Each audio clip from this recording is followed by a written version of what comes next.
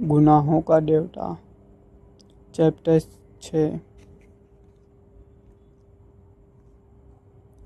चंदर के जाने के जरा ही देर बाद पापा आए और खाने बैठे। सुधा ने रसोई की रेशमी धोती पहनी और पापा को पंखा झलने बैठ गई।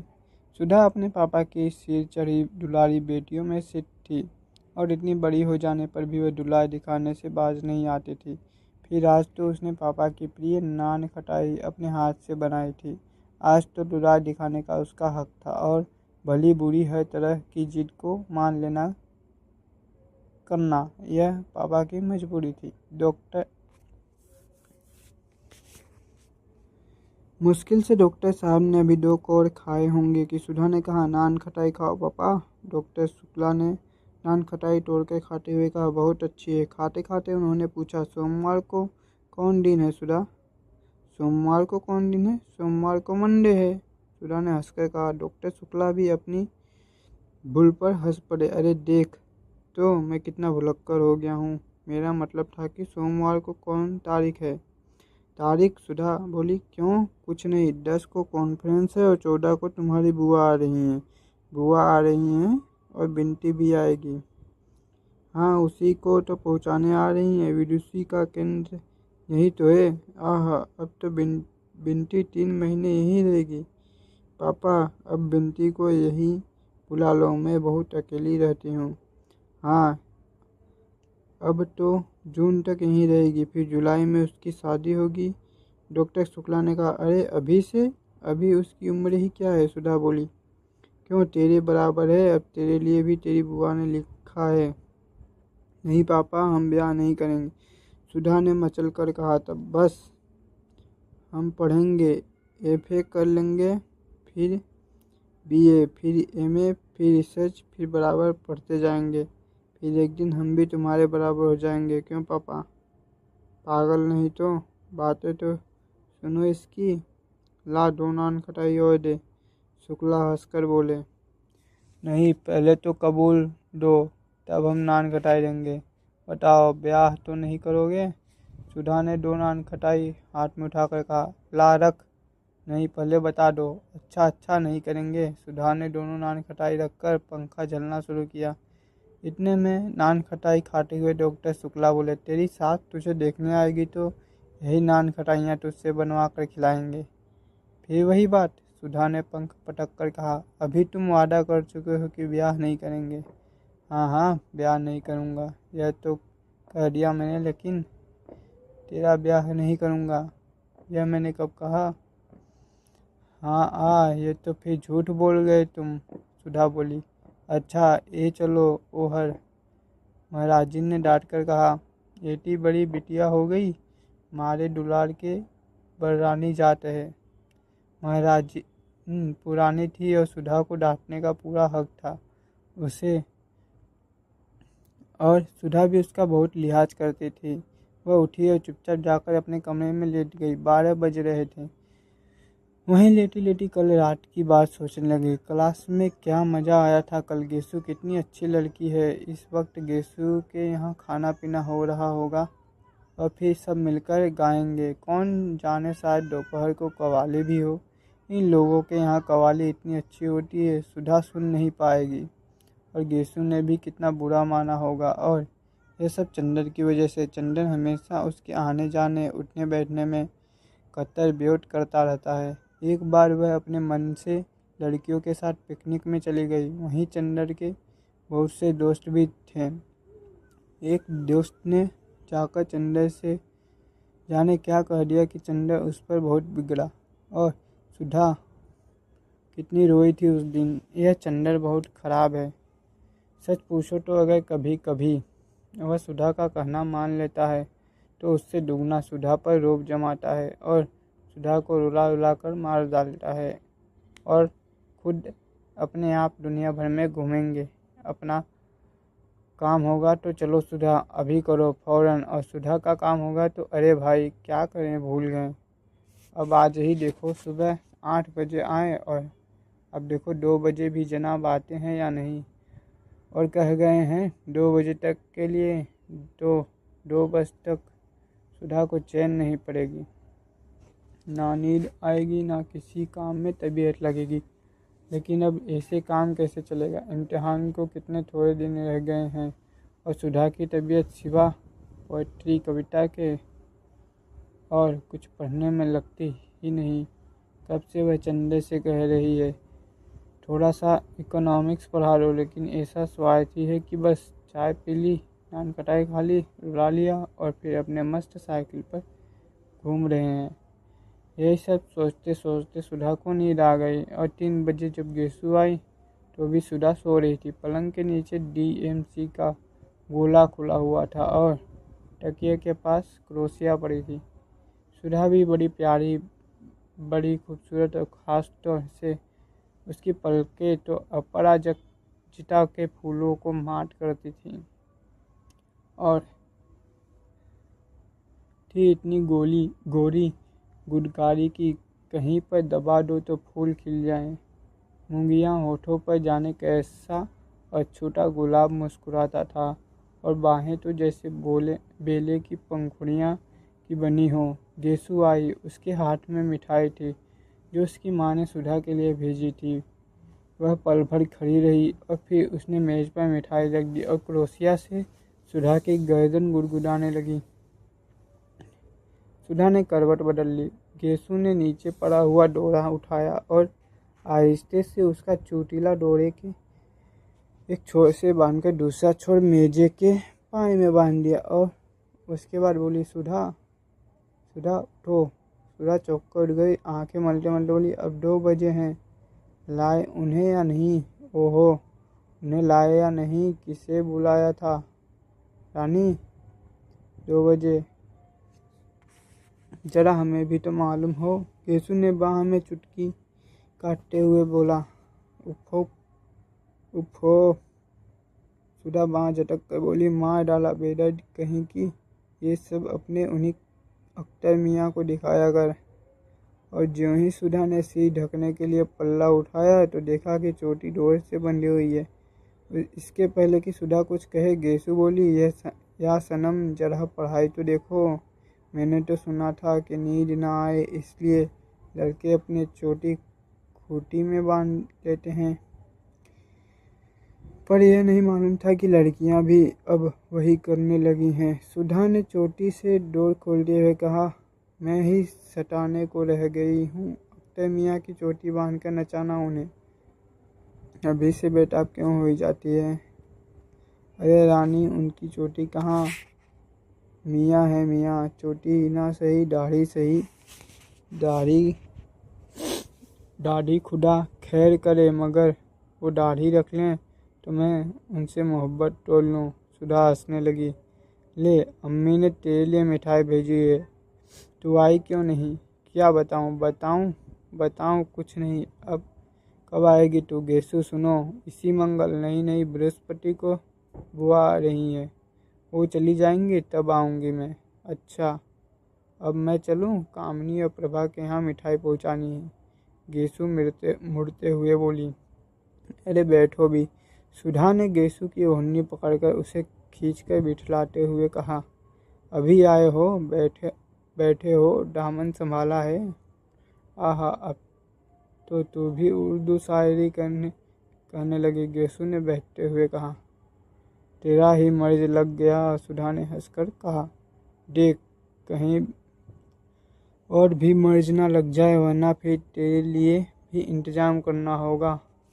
गेसु ने पलंग पर लेटते हुए कहा। अरे ये वो गुड़ नहीं कि चींटे खाएं। देखूंगी क्या? देख रही हूँ। इधर पिछले 2 साल से कितनी बदल गई है। तू पहले कितना हंसती बोलती थी और कितनी लड़ती झगड़ती थी, और अब कितना हंसने बोलने पर भी गुमसुम हो गई है तू। और वैसे हमेशा हंसती रहे चाहे, लेकिन जाने किस ख्याल में डूबी रहती है हमेशा। गेसु ने सुधा की ओर देखते हुए कहा। ढट पगली कहेंगे। सुधा ने गेसु की एक हल्की सी चपट मार के कहा, यह सब तेरे अपने ख्याली पुलाव हैं, मैं किसी के ध्यान में डूबूंगी ये हमारे गुरु ने नहीं सिखाया। गुरु तो किसी के नहीं सिखाते। सुधा रानी, बिल्कुल सच। क्या कभी तुम्हारे मन में किसी के लिए मोहब्बत नहीं जागी? गेसु ने बहुत गंभीरता से पूछा। देख गेसु, तुझसे मैंने आज तक तो कभी कुछ नहीं छिपाया, ना शायद कभी छिपाऊंगी। अगर कभी कोई बात होती तो तुझसे छिपी ना रहती। और रहा मोहब्बत का तो सच पूछ तो मैंने जो कुछ कहानियों में पढ़ा है या कि किसी को देखकर मैं रोने लगूं, गाने लगूं, पागल हो जाऊं, या सब कभी मुझे नहीं हुआ। और रही कविताएं तो उनमें की बातें मुझे बहुत अच्छी लगती हैं। किड्स की कविताएं पढ़कर ऐसा लगा अक्सर कि मेरी नसों का कतरा कतरा आंसू बनकर छलकने वाला है, लेकिन वह महज कविता का असर होता है। महज कविता का असर? गेसु ने पूछा। कभी किसी खास आदमी के लिए तेरे मन में हंसी या आंसू नहीं उमड़ते? कभी अपने मन को जांच कर तो देख, कहीं तेरे नाजुक ख्याली के पर्दे में किसी एक की सूरत तो नहीं छिपी है? नहीं गेसु बानो, नहीं, इसमें मन को जांचने की क्या बात है। ऐसी बात होती और मन किसी के लिए झुकता तो क्या खुद मुझे नहीं मालूम होता? सुधा बोली। लेकिन तुम ऐसा क्यों सोचती हो? बात यह है सुधी, गेसु ने सुधा को अपनी गोद में खींचते हुए कहा। देखो, तुम मुझसे इल्म में ऊंची हो, तुमने अंग्रेजी शायरी छान डाली है, लेकिन जिंदगी में जितना मुझे साविका पढ़ चुका है अब तुम्हें नहीं पढ़ा। अक्सर कब, कहाँ और कैसे मन अपने को हार बैठता है यह खुद हमें पता नहीं लगता। मालूम तब होता है जब जिसके कदम पर हमने सिर रखा है वह झटके से अपने कदम घसीट ले। उस वक्त हमारी नींद टूट जाती है और तब हम जाकर देखते हैं कि अरे, हमारा सिर तो किसी के कदमों पर रखा हुआ था और उनके सहारे आराम से सोते हुए हम सपना देख रहे थे कि हमारा सिर कहीं झुका ही नहीं। और मुझे जाने तेरी आंखों में इधर क्या दिख रहा है कि मैं बेचैन हो उठी हूँ। तूने कभी कुछ नहीं कहा, लेकिन मैंने देखा कि नाजुक अशआर तेरे दिल को उस जगह छू लेते हैं जिस जगह उसी को छू सकते हैं जो अपना दिल किसी के कदमों पर चढ़ा चुका हो। और मैं यही नहीं कहती कि तूने मुझसे छिपाया है। कौन जानता है तेरे दिल ने खुद तुझसे यह राज छिपा रखा हो। और सुधा के गाल थपथपाते हुए गेसु बोली। लेकिन मेरी एक बात मानेगी तू कभी इस दर्द को मोल ना लेना, बहुत तकलीफ होती है। सुधा हंसने लगी। तकलीफ की क्या बात, तू तो है ही, तुझसे पूछ लूंगी उसका इलाज। मुझसे पूछकर क्या कर लेगी? दर्दे दिल क्या बांटने की चीज़ है? बांट ले अपने पराए दर्दे दिल। नहीं, तू बड़ी सुकुवार है, तू इन तकलीफ़ों के लिए बनी है। बनी नहीं मेरी चंपा। नहीं, तू बड़ी सुकुवार है, तू इन तकलीफ़ों के लिए बनी नहीं मेरी चंपा। और गेसु ने उसका सर अपनी छाती में छिपा लिया। टन से घड़ी ने 3:30 बज गए। सुधा ने अपना सिर उठाया और घड़ी की ओर देखकर कहा, ओह, 3:30 बज गए और अभी तक गायब। किसके इंतजार में बेताब है तू? गेसु ने उठकर पूछा। बस दर्दे दिल, मोहब्बत, इंतजार, बेताबी, तेरे दिमाग में तो यही सब भरा रहता है आजकल। वही तू सबको समझती है। इंतजार नहीं चंदर, अभी मास्टर लेकर आएंगे, अब इम्तिहान कितना नज़दीक है। हाँ, ये तो सब है, सच है। और अभी तक मुझसे पूछ क्या पढ़ाई हुई है। असली बात तो यह है कि कॉलेज में पढ़ाई हो तो घर में पढ़ने में मन लगे। और राजा, कॉलेज में पढ़ाई नहीं होती, इससे अच्छा सीधे यूनिवर्सिटी में बीए करते तो अच्छा था। मेरी तो अम्मी ने कहा कि वहाँ लड़के पढ़ते हैं, वहाँ नहीं भेजूंगी। लेकिन तू क्यों नहीं गई सुधा? मुझे भी चंदर ने मना कर दिया था, सुधा बोली। सहसा गेसु ने एक क्षण को सुधा की ओर देखा और कहा, सुधा, तुझसे एक बात पूछूं? हाँ। अच्छा, जाने दे, पूछो ना। नहीं पूछना क्या, खुद जाहिर है। क्या? कुछ नहीं, पूछो ना। अच्छा, फिर कभी पूछ लेंगे। अब देर हो रही है, आधा घंटा हो गया, कोचवान बाहर खड़ा है। सुधा गेसु को पहुंचाने बाहर तक आई।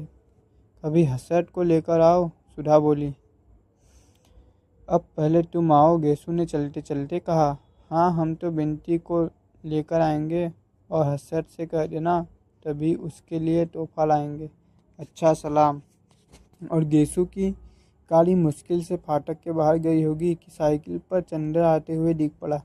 सुधा ने बहुत गौर से देखा कि उसके साथ कौन है, मगर वह अकेला था। सुधा सचमुच झल्ला गई।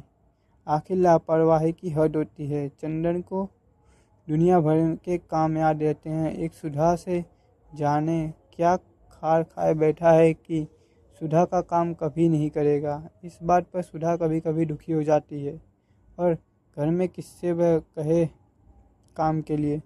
खुद कभी बाजार नहीं जाती। नतीजा यह होता है कि वह छोटी से छोटी चीज़ के लिए मोहताज होकर बैठ जाती है, और काम नौकरे से करवा भी ले, पर अब मास्टर तो नौकर से नहीं ढुलवाया जा सकता। उन तो नौकर नहीं पसंद कर सकता। किताबें तो नौकर नहीं ला सकता। और चंद्र का यह हाल है कि इसी बात पे कभी कभी उसे रुलाई आ जाती है। चंदन ने आकर बरामदे में साइकिल रखी और सुधा का चेहरा देखते हुए समझ गया, काहे मुंह बना रखा है। 5 बजे मास्टर साहब आएंगे तुम्हारे, अभी उन्हीं के यहाँ से आ रहे हैं। बिसरिया को जानती हो, वही आएंगे। और उसके बाद चंदन सीधा स्टडी रूम में पहुंच गया। वहां जाकर देखा तो आराम कुर्सी पर बैठे डॉक्टर शुक्ला सो रहे हैं। अंत उसने अपना चार्ट और पेन उठाया और ड्राइंग रूम में कर चुपचाप काम करने लगा। वह गंभीर था। वह जब इंक घोलने के लिए उसने सुधा से पानी नहीं मांगा और खुद गिलास लाकर आंगन में पानी लेने लगा, तब सुधा समझ गई कि आज दिमाग कुछ बिगड़ा है।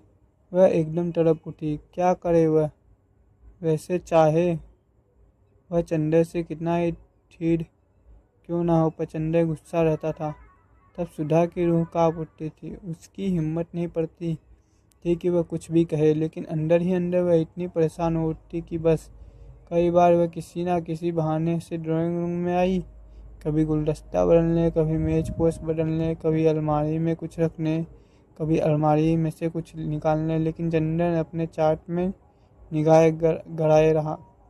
उसने सुधा की ओर देखा तक नहीं। सुधा की आंख में आंसू झलक आए और वह चुपचाप अपने कमरे में चली गई और लेट गई। थोड़ी देर वह पड़ी रही। पता नहीं क्यों वह फूट फूट कर रो पड़ी। खूब रोई और फिर वह मुंह धोकर आकर पढ़ने की कोशिश करने लगी।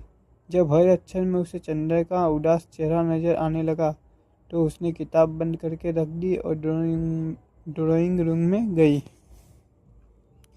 चंदन ने चार्ट बनाना भी बंद कर दिया था और कुर्सी पर सीट के छत की ओर देखता हुआ जाने क्या सोच रहा था। वह जाकर सामने बैठ गई तो चंदन ने चौकस सिर उठाया और फिर चार्ट को सामने खिसका लिया। सुधा ने बड़ी हिम्मत करके कहा, चंदर। क्या बड़े भर्राए गले से चंदर बोला। इधर देखो, सुधा ने बहुत दुलार से कहा। क्या है? चंदर ने उधर देखते हुए कहा। अरे सुधा, तुम रो क्यों रही हो? हमारी बात पर नाराज हो गए तुम? हम क्या करें, हमारा स्वभाव ही ऐसा हो गया है। पता नहीं क्यों तुम इतना गुस्सा आता है। सुधा के गाल पर 2 बड़े बड़े मोटी डलक आए। अरे पगले, मालूम होता है तुम्हारा तो दिमाग बहुत जल्दी खराब हो जाएगा। हमने तुमसे कुछ कहा है? कह लेते तो हम संतोष हो जाता। हमने कभी कहा तुमसे कि तुम कहा मत करो, गुस्सा मत हुआ करो, मगर तुम तो फिर गुस्सा ही मन ही मन में छिपाने लगते हो। इसी पर हमें रुलाई आ जाती है। नहीं सुधी, हमारी बात नहीं थी। हम गुस्सा भी नहीं थे। पता नहीं क्यों मन बड़ा भारी सा था। क्या बात है? अगर बात बता सको तो बताओ, वरना हम कौन है तुम्हारे पूछने वाले। सुधा ने बड़े करुण स्वर में कहा। तो तुम्हारा दिमाग खराब हुआ? हमने कभी तुमसे कोई बात छिपाई? जाओ, अच्छी लड़की की तरह मुंह धो आओ। सुधा उठी और मुंह धोकर आकर बैठ गई। अब बताओ, क्या बात थी? कोई एक बात हो तो बताएं। पता नहीं तुम्हारे घर से गए तो एक ना एक ऐसी बात होती गई कि मन बड़ा उदास हो गया। आखिर फिर भी कोई बात तो हुई ही होगी। बात यह हुई कि तुम्हारे यहाँ से मैं घर गया खाना खाने। वहाँ देखा चाचा जी आए हुए हैं, उनके साथ एक कोई साहब, और खैर खैर बड़ी खुशी हुई। खाना वाना खाकर जब बैठा तो मालूम हुआ कि चाचा जी मेरा ब्याह तय करने के लिए आए हैं और साथ वाले साहब मेरे होने वाले ससुर हैं। जब मैंने इनकार कर दिया तो बहुत बिगड़ गए, चले गए और बोले हम आज से तुम्हारे लिए मर गए और तुम हमारे लिए मर गए। तुम्हारे माताजी कहाँ हैं? प्रतापगढ़ में, लेकिन वो तो सौतेली हैं और वे तो चाहती हैं कि मैं घर लौटूं। लेकिन चाचा जी जरूर आज तक मुझसे कुछ मोहब्बत करते थे, आज वह भी नाराज होकर चले गए। सुधा कुछ देर तक सोचती रही, फिर बोली तो चंदन तुम शादी क्यों नहीं कर लेते?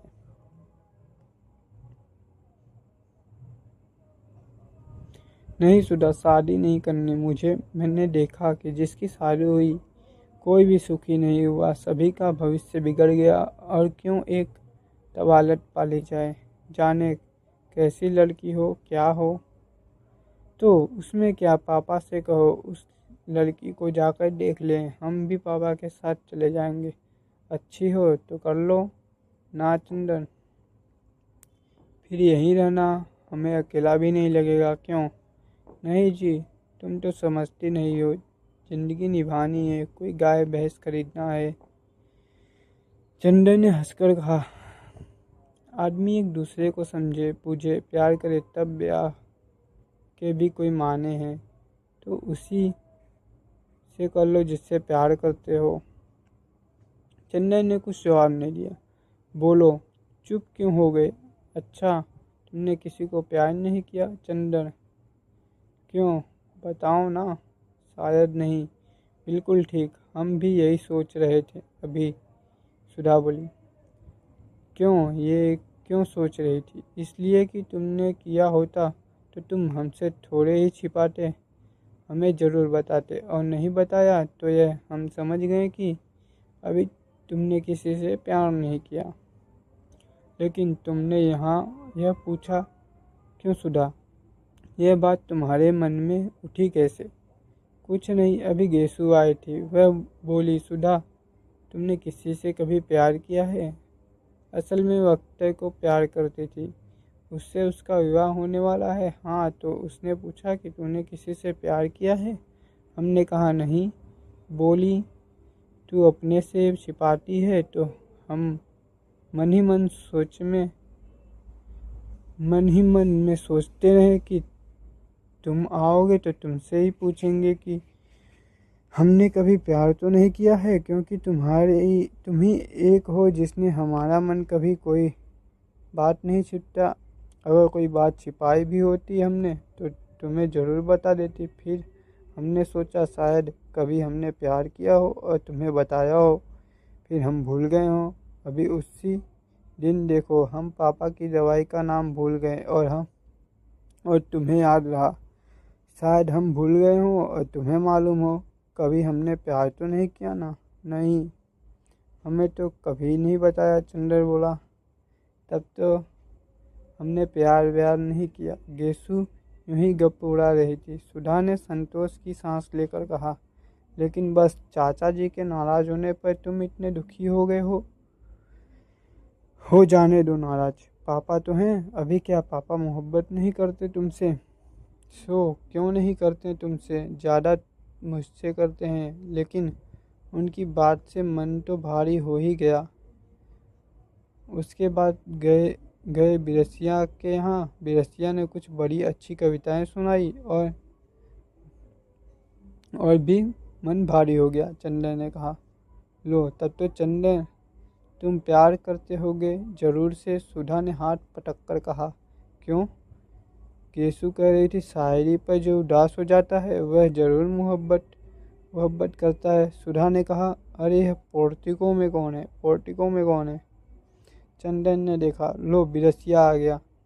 चंदन उसे बुलाने उठा तो सुधा ने कहा, अभी बाहर बिठलाना उन्हें, मैं तब तक कमरा ठीक कर लूँ। बिरसिया को बाहर बिठाकर चंदर भीतर गया अपना चाट वगैरह समेटने के लिए। तो सुधा ने कहा, सुनो। चंदर रुक गया। सुधा ने पास आकर कहा, तो अब तो उदास नहीं हो तुम? नहीं चाहते? मत करो शादी, इससे उदास क्या होना। और कविता वविता मुंह बनाकर बैठे तो अच्छी बात नहीं होगी। अच्छा, चंदन ने कहा। अच्छा वच्छा नहीं, बताओ, मेरी कसम है, उदास मत हुआ करो, फिर हमसे कोई काम नहीं होता। अच्छा, उदास नहीं होंगे पगली, चंदन ने हल्की सी चपट मारकर कहा। और बरबस उसके मुंह में एक ठंडी सांस निकली। उसने चाट उठाकर स्टडी रूम में रखा। देखा डॉक्टर साहब अभी भी सो रहे हैं। सुधा कमरा ठीक कर रही थी। वह आकर बिसरिया के पास बैठ गया। थोड़ी देर में कमरा ठीक करके सुधा आकर कमरे के दरवाजे पर खड़ी हो गई। चंदन ने पूछा, क्यों, सब ठीक है? उसने सिर हिला लिया, कुछ बोली नहीं। यही है आपकी शिष्य सुश्री सुधा शुक्ला, इस साल बीए फाइनल का इम्तिहान देंगी। बिसरिया ने बिना आंखें उठाए ही हाथ जोड़ लिए। सुधा ने हाथ जोड़े, फिर बहुत सकुचा सी गई। चंदन उठा और बिसरिया को लाकर उसने अंदर बिठा दिया। बिसरिया के सामने सुधा और उसके बगल में चंदन। चुप, सभी चुप। अंत में चंदन बोला, लो, तुम्हारे मास्टर साहब आ गए, अब बताओ ना, तुम्हें क्या क्या पढ़ना है। सुधा चुप, बिसरिया कभी यह पुस्तक उलटता कभी वह। थोड़ी देर बाद वह बोला, आपके क्या विषय हैं? जी, बड़ी कोशिश से बोलते हुए सुधा ने कहा, हिंदी, इकोनॉमिक्स और गृह विज्ञान। और उसके माथे पर पसीना झलक आया। आपको हिंदी कौन पढ़ाता है? बिसरिया ने किताबें में निगाह गड़ाए हुए कहा। सुधा ने चंदन की ओर देखा और मुस्कुराकर फिर मुंह झुका लिया। बोलो ना तुम खुद, ये राजा गर्ल्स कॉलेज में है, शायद मिस पवार हिंदी पढ़ाती हैं। चंदन ने कहा, अच्छा, आप पढ़ाइए, मैं अपना काम करूं। चंदन उठकर चल दिया। स्टडी रूम में मुश्किल से चंदन दरवाजे तक पहुंचा होगा कि सुधा ने बिसरिया से कहा, जी मैं पेन ले आऊं। और लपकती हुई चंदन के पास पहुंची। ये सुनो चंदन। चंदन रुक गया और उसका कुर्ता पकड़कर छोटे बच्चों की तरह मचलते हुए सुधा बोली, तुम चलकर बैठो तो हम पढ़ेंगे, ऐसे शर्म लगती है। जाओ चलो, हर वक्त वही बचपना। चंदन ने डांट कर कहा, चलो पढ़ो सीधे से, इतनी बड़ी हो गई अभी तक वही आदतें। सुधा चुपचाप मुंह लटकाकर खड़ी हो गई और फिर धीरे धीरे पढ़ने लगी। चंदन स्टडी रूम में जाकर चार्ट बनाने लगा। डॉक्टर साहब अभी तक सो रहे थे। एक मक्खी उड़कर उनके गले पर बैठ गई और उन्होंने बाएं हाथ से मक्खी मारते हुए नींद में कहा, मैं इस मामले में सरकार की नीति का विरोध करता हूँ। चंदन ने चौंक कर पीछे देखा। डॉक्टर साहब जग गए थे और जमुहाई ले रहे थे। जी, आपने मुझसे कुछ कहा? चंदन ने पूछा। नहीं, क्या मैंने कुछ कहा था? ओह, मैं सपना देख रहा था। के बज गए? 5:30। अरे बिल्कुल शाम हो गई। डॉक्टर साहब ने बाहर देखकर कहा, अब रहने दो।